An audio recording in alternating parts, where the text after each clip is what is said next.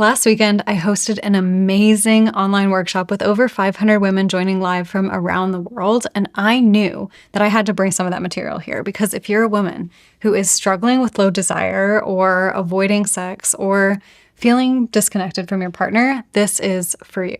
So my name is Hannah, also known as the Libido Fairy, and in this video, I'm going to share the mistakes that are secretly making it harder for you to want sex in your relationship. And these are things that you might be doing without realizing it, and they're working against you, especially if you're trying to feel more connected, initiate more often, or just bring that honeymoon spark back. So you might relate if you love your partner, but you don't want sex as much as you used to.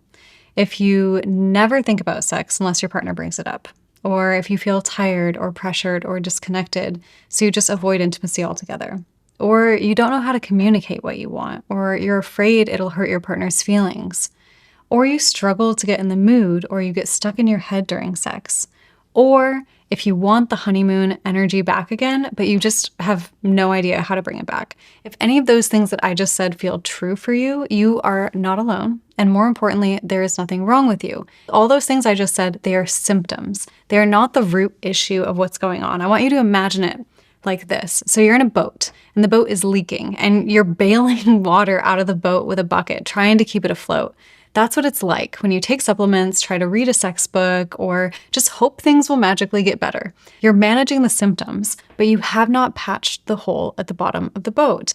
And what's worse is you might be doing things, completely unintentionally, by the way, that are actually making that hole bigger.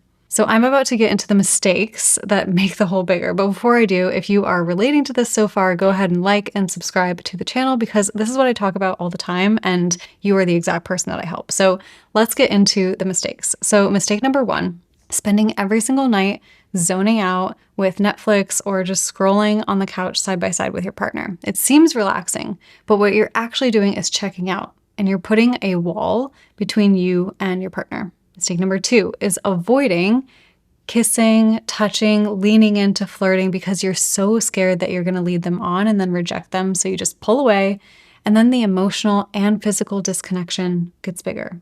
So mistake number three, not speaking up during sex when something doesn't feel good because you're afraid of ruining the moment. So you just endure it. Mistake number four, putting sex last on the priority list because it's vulnerable or awkward or it doesn't feel that great or isn't that exciting for you, so you'd rather just avoid it completely rather than doing the work to actually figure out how to make it better. Mistake number five is just having sex out of obligation to please your partner. So you might think that you're being a good partner, but really you are disconnecting from yourself and your experience. Mistake number six is hiding your body. So never wearing anything that feels good on your skin or sensual or makes you feel sexy. Rushing through also in the shower, just never actually taking time to care for yourself.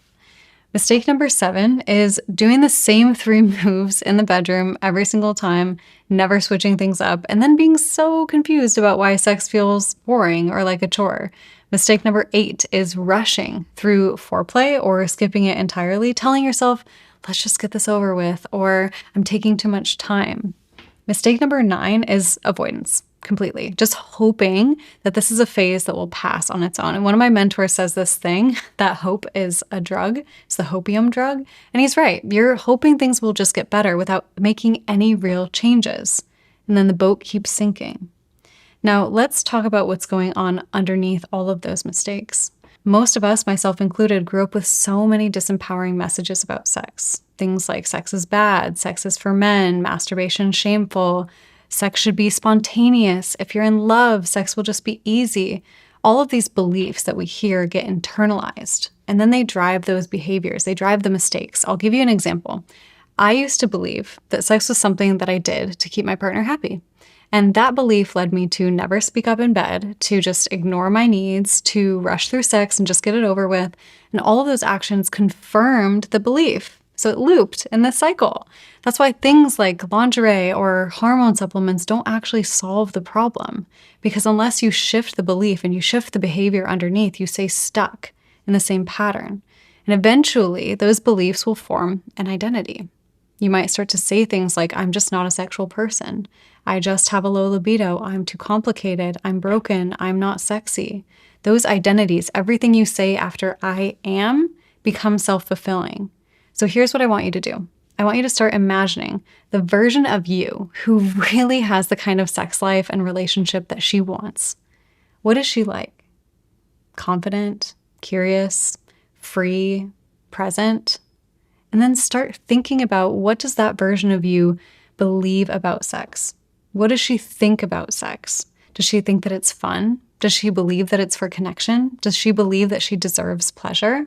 And then you need to start living from that place. Start making decisions based on what she would do, what she would say, what she would wear, what she would communicate, how she would express herself in a moment of fear, because that's where it all starts. You don't have to feel ready. You just have to act as if your future self is here with you. That is the path out. And if you want to go deeper into that identity shift and start actually wanting sex again, check out this video right here. It's going to break down exactly how to shift your beliefs around sex for good. So thank you so much for watching this, and I will see you in the next one.